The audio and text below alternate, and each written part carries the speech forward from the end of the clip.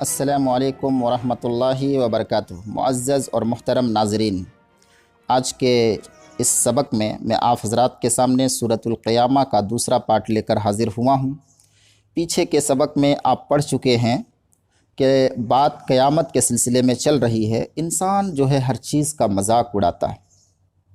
جب مخالفین کے پاس کوئی دلیل نہ ہو، کوئی مضبوط توڑ نہ ہو، تو وہ اپنا سب سے بڑا ہتھیار مذاق ہی کو بناتے ہیں۔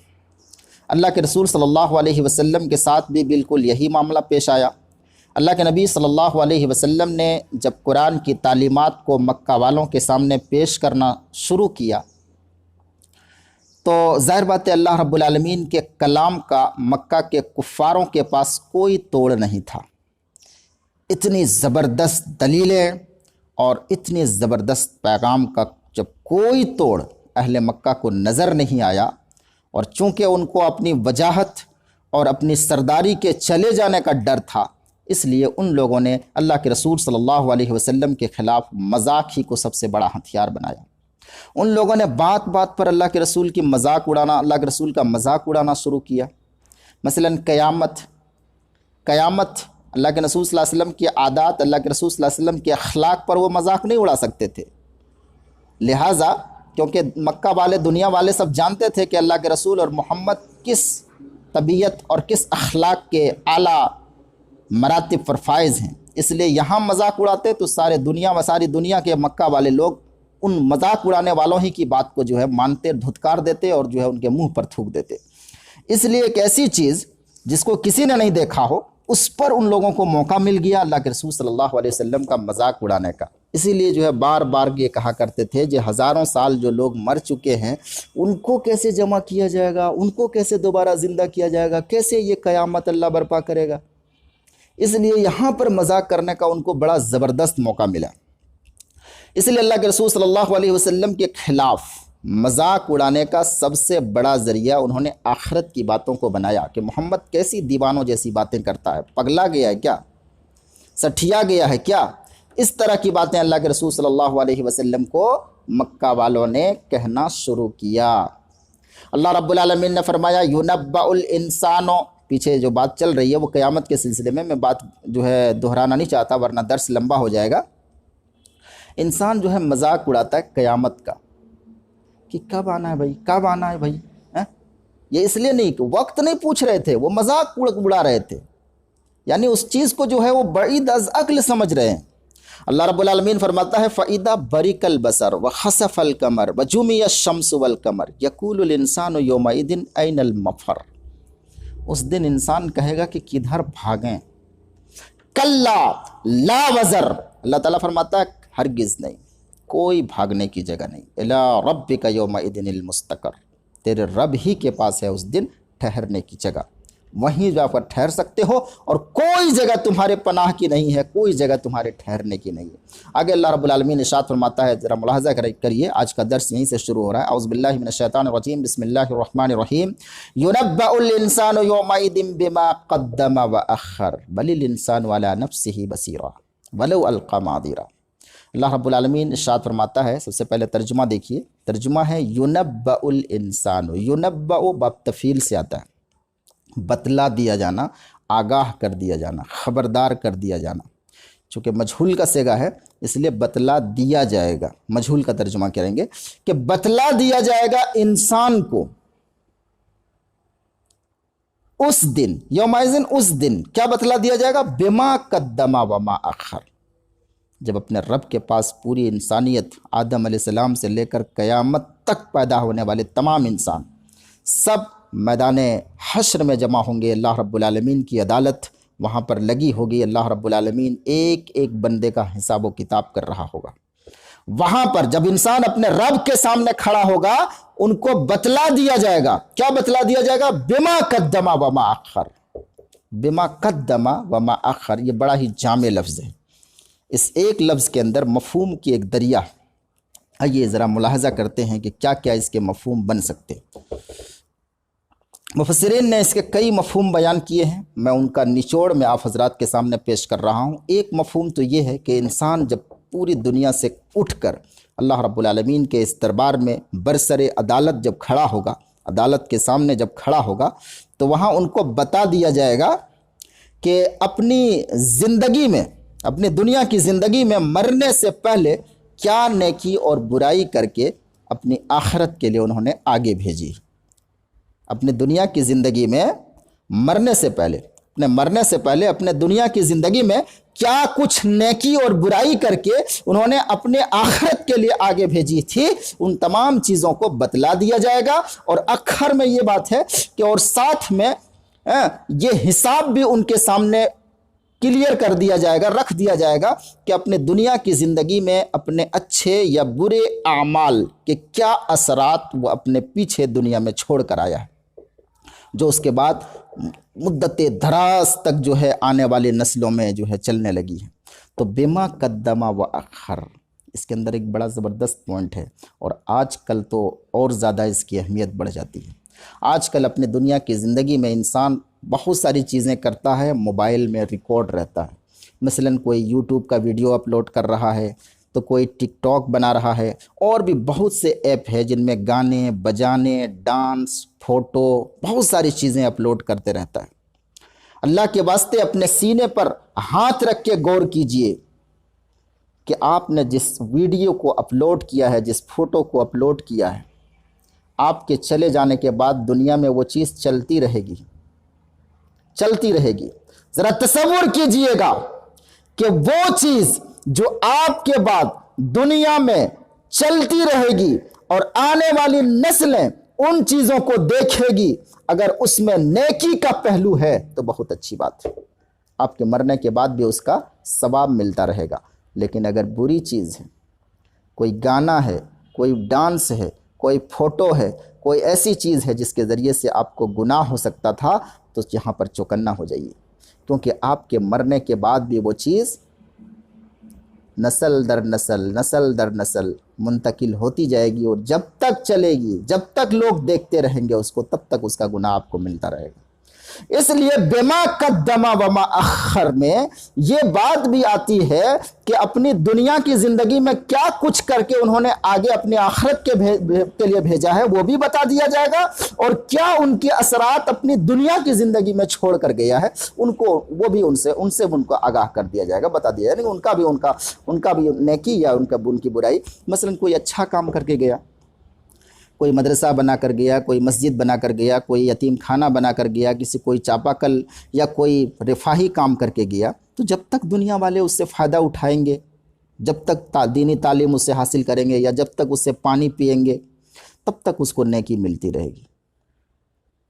کوئی خیر کا کام یا خیر کا ذریعہ وہ بنا کر گیا ہے، اور جب تک یا برائی کا ذریعہ اگر بنا کر گیا ہے، مثلا کوئی سینما ہال بنا کر چلا گیا ہے، یا کوئی برائی کا اڈا بنا کر، قہوہ خانہ بنا کر چلا گیا ہے، بار، ڈانس بار وغیرہ چیز بنا کر چلا گیا ہے، یہ غلط ویڈیو بنا کر چلا گیا ہے، تو جب تک وہ چیزیں چلتی رہے گی، نسل در نسل جب تک چلے گی، اس کا گناہ تب تک ان کو ملتا رہے گا۔ تو بما اخر میں وہ تمام چیزیں بھی آ جاتی ہے۔ تو ایک مفہوم اس کا یہ ہوا بما قدم وما اخر۔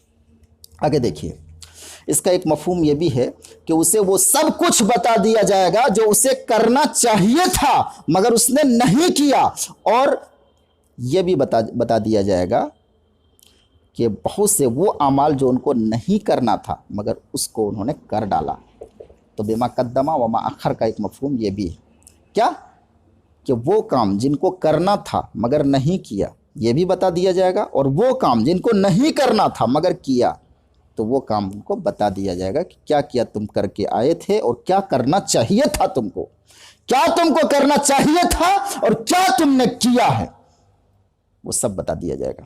ایک مفہوم اس کا یہ بھی ہے بما قدم اور بما اخر، جو کچھ اس نے پہلے کیا، یہ بما قدم ہے، اور اخر میں وہ کام ہے جو بعد میں کیا۔ یعنی مطلب یہ ہوا کہ تاریخ بائی تاریخ، جس طرح سے کھاتا اپڈیٹ کیا جاتا ہے نا، کھاتا اپڈیٹ کرنے کے بعد جو ہے روزانہ کا ٹرانزیکشن پتہ چل جاتا ہے کہ آج کا کتنا ہے، آج کا کتنا ہے، آج کا کتنا ہے، کل کا کتنا تھا، وہ پوری لسٹ بائی لسٹ تاریخ کے ساتھ جس طرح سے جو ہے آپ کے کھاتا بک میں مل جاتا ہے بینک میں جب اپنا کھاتا اپڈیٹ کراتے ہیں، اسی طرح آپ کے نامہ اعمال جب آپ کے سامنے ہوگا تو تمام چیزیں آپ तारीख बाई तारीख देख लेंगे कि ये 1 बजकर किया, ये 2 मिनट में किया, ये 3 मिनट पर किया, ये 5 मिनट में किया, ये फलां तारीख को किया, फलां तारीख को, यानी लिस्ट वार आपके तमाम अमाल वहाँ पर रख दिया जाएगा आपके सामने। एक मफहूम तो ये भी है, यानी अपडेट करके समझे, पूरी खाता, पूरा बायोडाटा आपके सामने रख दिया जाएगा।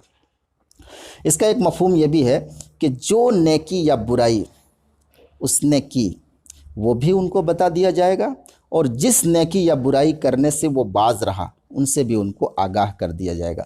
और एक निहायत ज़बरदस्त मफहूम इस आयत का ये भी है कि किस चीज़ को उन्होंने अपनी दुनिया की ज़िंदगी में मुकद्दम रखा वो भी बता दिया जाएगा। किस चीज़ को उन्होंने दुनिया की ज़िंदगी में मुकद्दम रखा।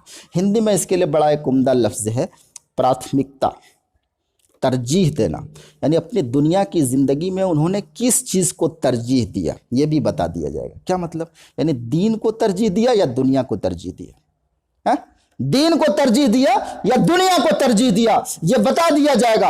आज का इंसान आखिरत से, दीनी मामलात से इस कदर गाफिल और जो है मदहोश हो चुका है कि लोग अपनी दुनिया कमाने के चक्कर में, अपना बैंक बैलेंस बढ़ाने के चक्कर में किताबुल्लाह और सुन्नत रसूलुल्लाह को पसे पुष्ट डाला हुआ है।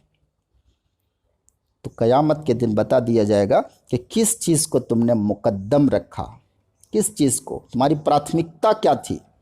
प्राथमिकता, तुम्हारी प्राथमिकता क्या थी, दुनिया या आखिरत। आज हर कोई अपनी दुनिया बनाने के चक्कर में लगा है। दुनिया बन जाए, मेरी बैंक बैलेंस जमा हो जाए, आखिरत का कुछ होगा नहीं होगा कोई मतलब नहीं। हर कोई दुनिया बनाने के चक्कर में। तो बतला दिया जाएगा उस दिन उसको कि किस चीज़ को उन्होंने अव्वलियत दी, फौकियत दी, किस चीज़ को उन्होंने तरजीह दिया, किस चीज़ को उन्होंने प्राथमिकता दी दुनिया की ज़िंदगी में। ये चंद रोज़ा दुनिया, ये दुनिया कमाने के चक्कर में नहीं है। ये चंद रोज़ा दुनिया जो हमें मिली है अल्लाह की जानिब से, ये फ़कत दुनिया कमाने के लिए नहीं, ये आखिरत के लिए, आखिरत के लिए है, आखिरत के हुसूल के लिए है, आखिरत के हुसूल के लिए है। और उसी चीज़ को हम आज पसे पुष्ट डाले हुए, आप गाँव में देखेंगे, देहात में देखेंगे, जो है ज़िंदगी भर कमाने खाने के चक्कर में गुजर जाता है। रमज़ान का महीना आता है, लोग जो है हमारे नौजवान कमाने के लिए निकल जाते हैं। अरे साल भर कमाते हैं, एक महीना आप जो है अल्लाह की खातिर नहीं निकाल सकते। अपने काम के चक्कर में आप रोज़ा छोड़े हुए, टेलरों को देखिए, कपड़ा सीने के चक्कर में जो है रोज़ा छोड़े हुए। तो किस चीज़ को उन्होंने फौकियत दी, किस चीज़ को उन्होंने मुकद्दम रखा, किस चीज़ को उन्होंने अपनी ज़िंदगी में प्राथमिकता दी, ये तमाम चीज़ें उनको बतला दिया जाएगा। बहुत से लोग ऐसे दुनिया में आए जिनको इस्लाम की हक्कानियत का पता था, लेकिन उनको पता था कि अगर हम इस्लाम मान लेंगे तो हमारी हुकूमत चली जाएगी, इसलिए उन्होंने अपनी दुनिया को मुकद्दम रखा। मसलन आप हिरकल बादशाह को देख लीजिए, उनको पता था इस्लाम हकीकत है। जब सुफियान के साथ उनका मुकालमा हुआ अल्लाह के रसूल सल्लल्लाहु अलैहि वसल्लम के सिलसिले में, तो अल्लाह के रसूल के सिलसिले में जो बातें उन्होंने बताई, अबू सुफियान ने उन तमाम बातों की जब तस्दीक उनको हो गई, हिरकल को यकीन हो गया कि वो हकीकी मानों में सच्चा रसूल है। लेकिन उनको अंदेशा हुआ कि अगर मैं उन पर ईमान ले आता हूँ तो आज हमारी हुकूमत जो है गिर जाएगी, हमको जो है लोग हुकूमत से बेदखल कर देंगे। इसलिए अपनी हुकूमत बचाने के चक्कर में उन्होंने ईमान लाने से जो है बाज रहा। वलीद बिन मुगीरा को पता नहीं था, अल्लाह के रसूल की सच्चाई का इल्म नहीं था, अबू जहल को इल्म नहीं था, लेकिन हठधर्मी ये क्यों आई कि अल्लाह के रसूल की बातों को अगर हम मानेंगे तो हमारी सरदारी खत्म हो जाएगी।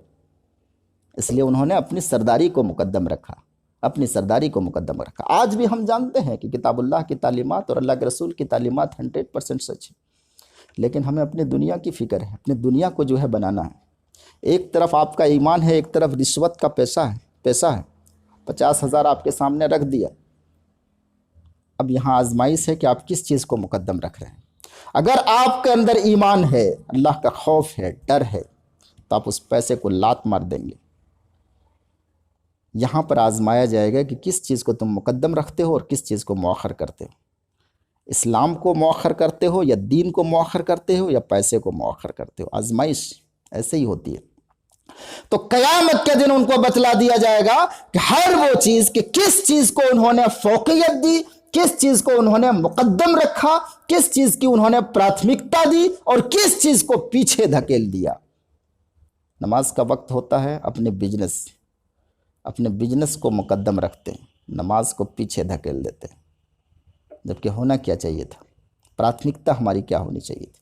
بہرحال تو یہ تمام مفہوم اس آیت کے زمرے میں آ سکتا ہے، یہ تمام مفہوم جو ہے بما قدم و ما اخر میں آ سکتا ہے۔ آگے اللہ رب العالمین فرماتا ہے یُنَبَّأُ الْإِنسَانُ يَوْمَئِذٍ بِمَا قَدَّمَ وَأَخَّرَ بَلِ الْإِنسَانُ عَلَى نَفْسِهِ بَصِيرًا وَلَوْ أَلْقَى مَعَاذِيرًا۔ یہ بھی بڑے پوائنٹ کی بات ہے۔ اللہ تعالیٰ کیا فرماتا ہے؟ بلکہ انسان تو خود اپنے نفس کے خلاف خود دلیل ہے۔ بل الانسان علی نفسہ ہی، اپنے نفس کے خلاف، بصیرہ، بصیرت ان کا معنی ہوتا ہے دلیل، حجت، جمع بصائر و بصار، دلیل، حجت۔ انسان خود اپنی دلیل آپ ہے۔ کیا مطلب انسان خود اپنی دلیل آپ ہے؟ بصیرتن، جیسے عربی زبان میں بولتے ہیں جبارہ بصیرتن علیہ، یعنی اس کے اعضاء اس کے اوپر گواہ۔ انسان اپنے واسطے آپ دلیل ہے۔ وَلَوْ أَلْقَى مَعَاذِيرًا، اگرچہ وہ اپنے بہانے عذر پیش کر دے۔ اس آیت پاک میں انسان کی سائیکولوجی، ان کے باڈی لینگویج، یہ بھی ایک زبردست دلیل کے طور پر پیش کیا گیا۔ باڈی لینگویج وہ کیسے، آئیے ذرا دیکھتے ہیں۔ یعنی اللہ رب العالمین یہ کہنا چاہتا ہے کہ انسان کا نام اعمال یہ پورے ڈیٹیل کے ساتھ جو برسلے عدالت پیش کیے جانے کا یہ مقصد نہیں ہے کہ انسان کو بتلایا جائے کہ تو نے دنیا میں کیا کر کے آیا ہے، یہ بتانا مقصد نہیں۔ یہ تو فقط عدالت کا ضابطہ ہے کہ پورے طور پر ان کا جرم ثابت کر دیا جائے، اس کے بعد ہی کوئی فیصلہ لیا جائے، ورنہ ہر انسان خود کو بخوبی جانتا ہے۔ ہر انسان خود کو بخوبی جانتا ہے کہ وہ اچھا انسان ہے، یا دنیا میں دنیا سے اچھائی کر کے آیا ہے، برا انسان ہے، دنیا سے برائی کر کے آیا ہے۔ کیسا انسان ہے، ہر انسان اچھی طرح سے اپنے آپ کو جانتا ہے۔ کیا کہنا چاہتا ہے؟ یعنی پیچھے جو کہا گیا نا کہ انسان کو بتا دیا جائے گا جو کچھ پہلے کیا ہے، جو کچھ بعد میں کیا ہے، قیامت کے دن عدالت، جب اللہ کی عدالت لگے گی وہاں بتا دیا جائے گا۔ تو بتانے کا یہ مقصد نہیں کہ ان کو بتایا جائے کہ تم نے یہ کیا، یہ تو ہر انسان خود دے جانتا ہے اپنے بارے میں۔ یہ بتلایا جانا فقط عدالت کے ضابطے کے طور پر ہوگا تاکہ کہیں کوئی ناانصافی کی بو نہ لگے، پورے طور پر ان کو انصاف ملے، انصاف کا تقاضا مکمل طور پر کیا جائے، اس لیے قیامت کے دن وہ پورا ڈیٹیل بتایا جائے گا۔ ورنہ انسان تو خود اپنے اوپر دلیل ہے، اگرچہ وہ کتنے بہانے بنائے۔ وَلَوْ أَلْقَى مَعَاذِيرًا، کتنے ہی بہانے پیش کرے۔ معاذیر واحد معذار، بہانے، عذر۔ وَلَوْ أَلْقَى مَعَاذِيرًا، کہنے کا مطلب یہ ہے اس آیت میں اللہ رب العالمین ایکٹنگ کی بات کی، اس میں بھی اللہ تعالیٰ ایکٹنگ کی بات کر رہا ہے۔ یعنی قیامت کے دن جب انسان اپنے رب کے سامنے کھڑا ہوگا اور ان کے گناہوں کو بتایا جائے گا تو انسان بہانہ کرنا شروع کر دے گا، یہ تو کیسا تھا، ویسا تھا، ہمارا کمانا تھا، ہمارا کمانے والا کوئی نہیں تھا، بہت طرح کے بہانے ہر انسان اپنے اپنے لیول کا بہانہ کرے گا۔ کہنا یہ چاہتا اللہ رب العالمین کہ قیامت کے دن چاہے کتنا بھی زبردست ایکٹنگ تم کرو، کتنا بھی دھاسو ایکٹنگ کر کے جو ہے اپنے آپ کو ثابت کرو، مگر اندر سے تم کو خود کو تو پتا ہے، اپنے بارے میں تو ضرور پتا ہے۔ مثال کے طور پر ایک چور ہزار بہانے بنا کر ایکٹنگ کر کے دنیا والوں سے اپنی چوری کو جو ہے چھپا لے، ہزار ایکٹنگ کر کے اپنی چوری چھپا لے، مگر ان کا اپنا نفس جو ہے اس سے تو یہ بات چھپی نہیں ہے کہ وہ ایک چور ہے۔ ایک جھوٹا آدمی دنیا بھر کے جو ہے دھوکہ دے سکتا ہے، دنیا بھر کے انسانوں کو دھوکہ دے سکتا ہے، لیکن اسے خود تو پتا ہے نا کہ وہ جھوٹ بول رہا ہے۔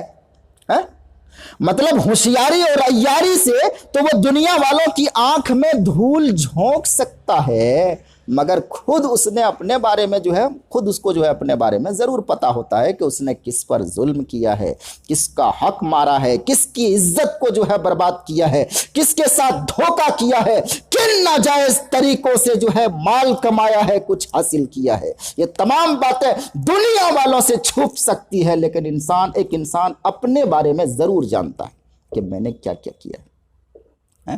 اس لیے قیامت کی عدالت میں جب پیش ہوگا تو وہاں ہر حرام خور، ہر فاسق و فاجر کو اپنے بارے میں یہ ضرور پتا ہوگا کہ آج وہ کس حیثیت سے اپنے رب کے سامنے آ کر کھڑا ہوا ہے۔ اس لیے اللہ رب العالمین نے دوسری جگہ فرمایا کہ وہاں عدالت کے سامنے جب ایکٹنگ کرنے لگے گا نا، زیادہ ایکٹنگ کرنے لگے گا، اور اتنا دھاسو ایکٹنگ کرے گا نا کہ آج جو ہے آسکر والے بھی حیران رہ جائیں گے۔ جب ایکٹنگ زیادہ کرنے لگے گا اور بہانہ بنا کر کرنے لگے گا کہ جو ہے میں نے ایسا نہیں کیا، ایسا نہیں کیا، ان کے منہ پر جو ہے مہر لگا دیا جائے گا، منہ سیل پیک ہو جائے گا، بند کر دیا جائے گا، اور اس کے بعد ان کے اعضاء گواہی دیں گے۔ اللہ تعالیٰ فرماتا ہے کہ یوم تشہد علیہم السنتہم وایدیہم وارجلہم بما کانوا یعملون، اس دن ان کی زبان کے ساتھ ساتھ ان کے ہاتھ، ان کے پیر، ان کے اعضاء گواہی دیں گے جو وہ کرتا تھا۔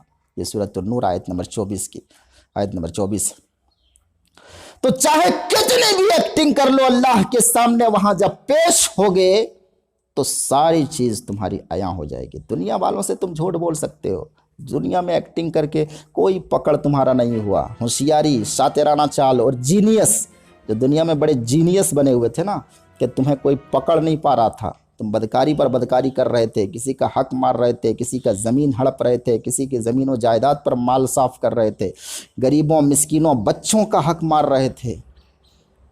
آج کل دیکھیے ہمارے مسلمان بھائی، بہت سے لوگ سرکاری مال آتا ہے، اسکولوں میں پیسے آتے ہیں، بچوں کا چاول آتا ہے، بچوں کی دال آ رہی ہیں، کہیں کچھ آ رہا ہے، منریگا میں کام کرنے والے لوگوں کے پیسے آ رہا ہے۔ لوگ جو ہے اپنے طور پر جو بڑے لوگ ہیں، سیٹھ ہیں، گاؤں کے مکھیا ہیں، وہی لوگ سارا ہڑپ رہے ہیں اور کسی کو پتہ بھی نہیں چلتا۔ ڈیلر اپنا کر رہا ہے، دیگر لوگ اپنے طور پر کر رہے ہیں، یعنی جو جس لیول پر ہے وہ اپنے ماتحتوں کے ساتھ ایسے کام دے رہا ہے، اور یہ سمجھ رہا ہے کہ کوئی ہماری عیاری اور ہماری جو ہے یہ ہوشیاری کو سمجھ نہیں پا رہا ہے۔ دنیا کے سامنے تو وہ اپنی ہوشیاری چلا لے گا، دنیا کے سامنے اور دنیا والوں کے سامنے تو اپنی ہوشیاری کے ساتھ اپنا جو ہے سارا دھندا چلا لے گا۔ دنیا والوں کے ساتھ وہ جو ہے دھوکہ دے سکتا ہے، لیکن خود اپنے نفس کے خلاف وہ دھوکہ نہیں دے سکتا۔ ان کی ضمیر یہ بات جانتی ہے کہ اے انسان، تو منہ سے جھوٹ بول رہا ہے، اپنی عادت سے جھوٹ بول رہا ہے، اپنا چہرہ سے جھوٹ بول رہا ہے، اپنی شکل و شباہت سے جھوٹ بول رہا ہے، اپنے باڈی لینگویج سے جھوٹ بول رہا ہے۔ اندر سے تجھ کو پتا ہے کہ تو چور ہے، اندر سے تجھ کو پتا ہے کہ تو ظالم ہے، اندر سے تجھ کو پتا ہے کہ تو فاسق ہے، تو رشوت خور ہے۔ اپنے بارے میں تو ہر انسان کو پتا ہوتا ہے۔ اسی لیے اس دن جب منہ بند ہوگا نا تو وہ تمام اعضاء ہی بتانا شروع کر دے گا، وہاں کوئی چیز چھپنے والی نہیں ہے۔ اللہ تعالیٰ آگے فرماتا ہے کہ لا تحرک به لسانک لتعجل به ان علینا جمعہ وقرآنا فاذا قرأناه فاتبع قرآنا ثم ان علینا بیانا۔ معزز ناظرین، یہ جو 4 آیتیں ہیں نا، یہ اس صورت میں جملہ معترضہ ہے، یعنی آگے اور پیچھے سے اس کا کوئی تعلق نہیں، اس کا ایک بیک گراؤنڈ ہے۔ وہ بیک گراؤنڈ میں مقدمہ میں، اس صورت کے مقدمہ بتاتے وقت تھوڑا سا اشارہ کر چکا ہوں، آج پھر سے سن لیجئے۔ اللہ رب العالمین نے یہ کیوں کہا کہ لا تحرک به لسانک لتعجل به؟ اس کے لیے بخاری اور دیگر حدیث کی کتابوں میں اس بات کی صراحت ہے۔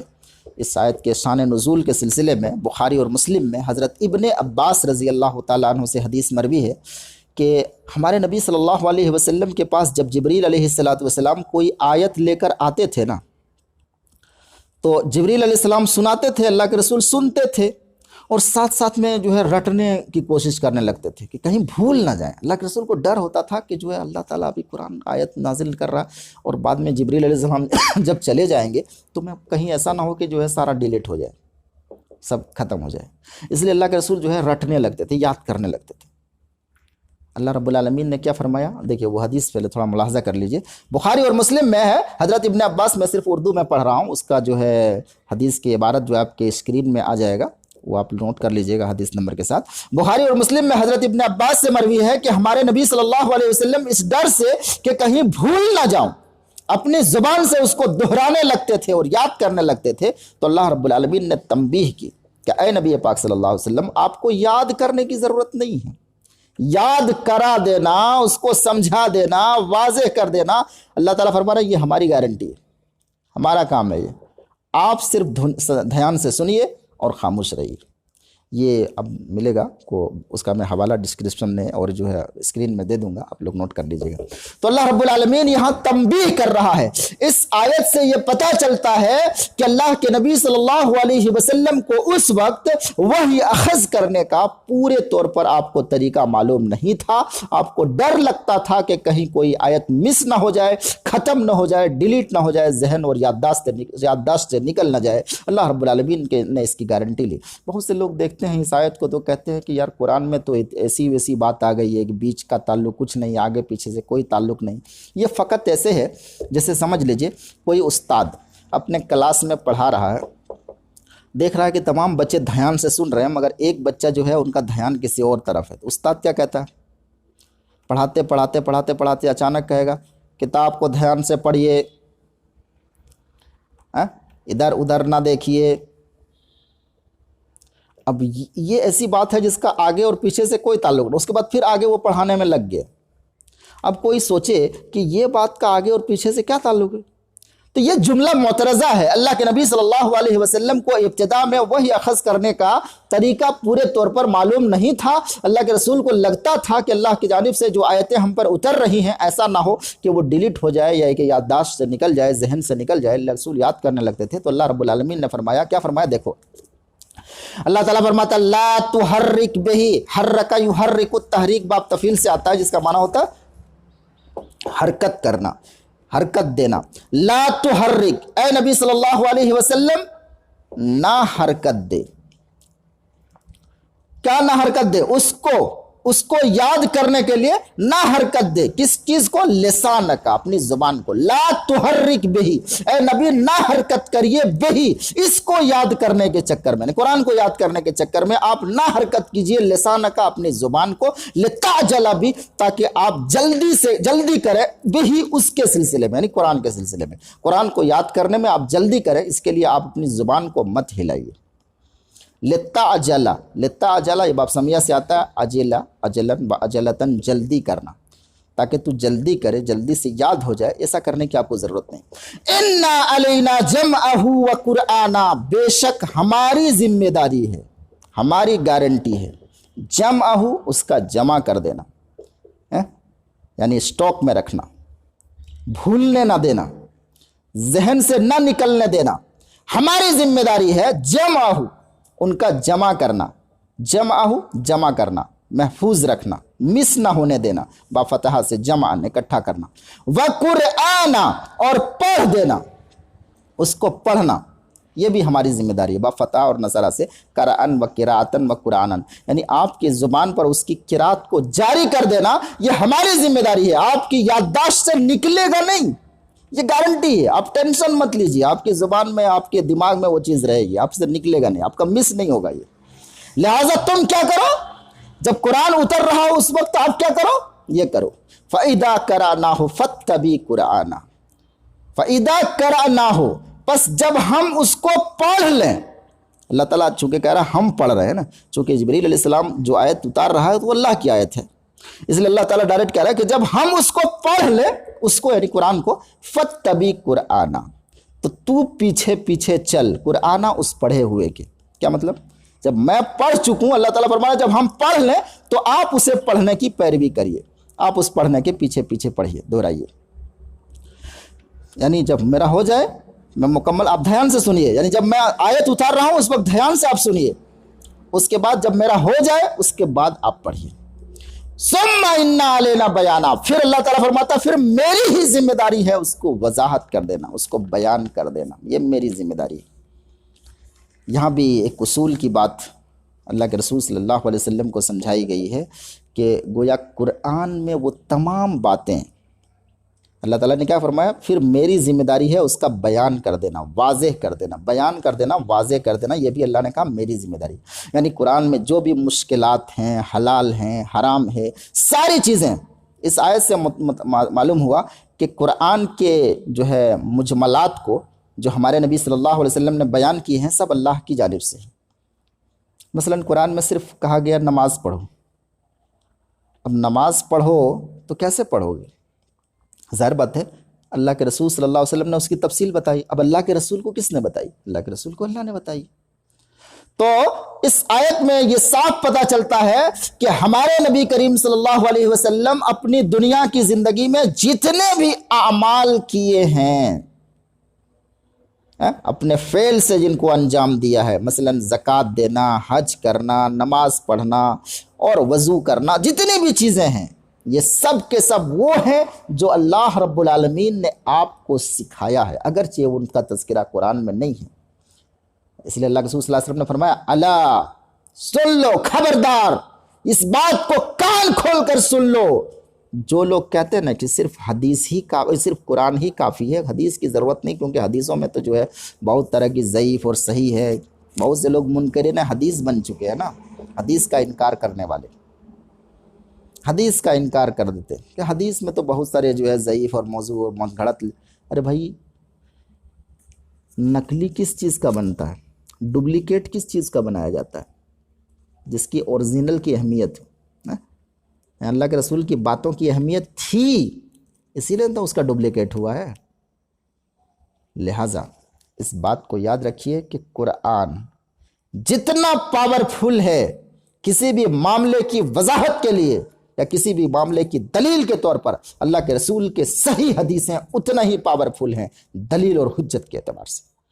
اس لیے اللہ کے رسول نے فرمایا، سنو، مجھے قرآن اور اس کے مثل ایک چیز عطا کی گئی ہے، قرآن اور ایک اس کے مثل چیز۔ اس لیے اللہ کے رسول صلی اللہ علیہ وسلم نے فرمایا، اپنے لوگوں کو خبردار کیا کہ کبھی بھی ایسے لوگوں کے پاس مت جانا جو صرف قرآن کی بات کریں گے۔ ایک زمانہ ایسا آئے گا کہ صرف قرآن کی بات لوگ کریں گے، کہیں گے حدیث کو چھوڑو۔ یاد رکھو، اللہ کے رسول نے تنبیہ در تنبیہ کی، یاد رکھو مجھے قرآن و مثلہ معہ، اور اس کے ساتھ اسی کے مثل ایک اور چیز عطا کی گئی، اور وہ چیز کیا ہے؟ وہ چیز حدیثیں ہیں، اللہ کے رسول کی حدیثیں ہیں، اللہ کے رسول کے اعمال ہیں، اللہ کے رسول کے اقوال ہیں، اللہ کے رسول کے تقریرات ہیں، اللہ کے رسول کے احوال ہیں، وہ تمام چیزیں۔ پوری زندگی سے انہوں نے اپنے قرآن کی تفسیر ہی تو کی ہے، اللہ کے رسول نے پوری زندگی کیا کی ہے؟ یہ قرآن ہی کی تو تفسیر ہے۔ تو ثم انا علینا بیانا، پھر میری ذمہ داری ہے ان سب کو بیان کر دینا، واضح کر دینا، سمجھا دینا۔ یہاں تک جملہ معترضہ تھا، اب آگے پھر قیامت کی بحث جو ہے شروع ہو جائے گی انشاءاللہ، جو ہے وہ کل کے ایپیسوڈ میں آپ حضرات کے سامنے لے کر حاضر ہوں گا۔ آپ حضرات ملاحظہ کریں، اپنی کاپیوں میں بھی نوٹ کر لیں۔ اللہ رب العالمین ہم سب کو صحیح سمجھ جو ہے اور سمجھ کے قرآن پڑھنے کی توفیق عطا فرمائے، آمین و تقبل یا رب العالمین۔ السلام علیکم ورحمۃ اللہ وبرکاتہ۔